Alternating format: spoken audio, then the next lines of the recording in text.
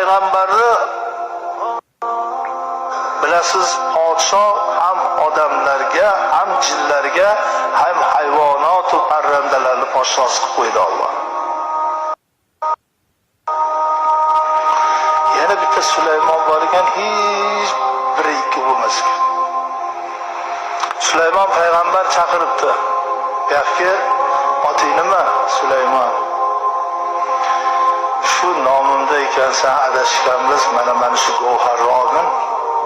Bu juda qimmatbaho tosh.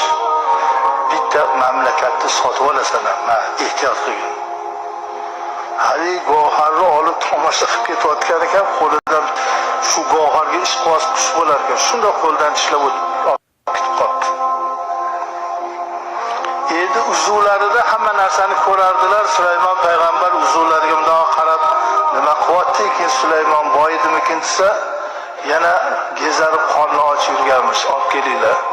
Qani tosh yo'qotib qo'ydim. Mana ol, bu ikkinchisi, ehtiyot bo'lgin. Bu yog'iga qistiribdi, bu yog'iga qistiribdi. Bir suvdan o'tadiganiga to'g'ri kelib qoldi. Og'ziga solib suvdan o'tayotganda bir nima bo'lib, ha deganiga og'zidan suvga tushib ketdi. Yana 5-6 kundan keyin uzuviga bundoq qarasa, Sulaymon o'shanda olib keldi. Mana bu oxirgisi, bu dunyoda o'zi uchta. Mana uchinchisini olgan. Uchinchisini ham bir sirg'anib yiqilib, bir nima bo'lib yo'qotadi. Oxiri qarasa yana shu chaqiringlar bu yoqqa deydi. Ey odammas, asl noshud ekansan. Men seni Xudo aslida seni shunday yaratgan ekan, men seni boy qilaman deb harakat qilibman. Yo'qol, ko'zimga ko'rinma deyapti. Haligi Sulaymon aytarmish, Alloh mingta payg'ambar, bitta Alloh bo'lolmas ekan.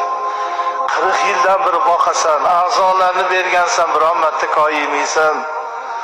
O'zingga ham sano bo'lsin. Bandang payg'ambaring 3 marta yordam berib, yuzimga solib, dargohidan haydadi, yig'lab bir joy kelimda o'tirsa, daraxtni qovog'ida bir narsa yalt qilarmish.